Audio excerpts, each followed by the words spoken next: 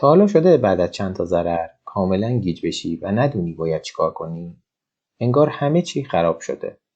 حس میکنی یه دفعه همه چی از دستت در رفته. این ویدیو دقیقاً درباره همینه. وقتی ضرر میکنی مغزت وارد حالت دفاعی میشه. یه بخش کوچیک از مغز به اسم آمیگدالا فعاله که کارش تشخیص خطره. تو این حالت مغزت بیشتر دنبال نجاته تا منطقی فکر کردن. وقتی آمیگدالا فعال میشه تصمیم گیری منطقی واقعا سخت میشه. ذهن فقط دنبال فراره. همون موقعی که ممکنه یه تصمیم اشتباه بگیری فقط برای اینکه از اون استرس خلاص بشی. خیلی از ما بعد از ضرر فوری استراتژیمون رو عوض میکنیم. یا وارد یه معامله دیگه میشیم بدون فکر. حتی گاهی رفتارهامون شبیه قمار میشه. فقط برای اینکه ضرر رو جبران کنیم.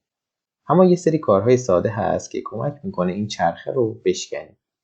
اول، قبل از هر معامله یه لحظه مکث کن و حس و حالت رو بنویس. دوم، اگه ضرر کردی 5 دقیقه از سیستمت فاصله بگیر. و سوم، همیشه طبق یه چک لیست معامله کن. نه بر اساس حس لحظه‌ای. یادت باشه ضرر تو بازار اجتناب ناپذیره. تو میتونی ذهنت رو طوری آموزش بدی که حتی توی ضرر هم کنترل تصمیم گیریت دست خودت بمونه. اگه از این ویدیو خوشت اومد حتما سابسکرایب کن تا ویدیوهای بعدی رو از دست ندی.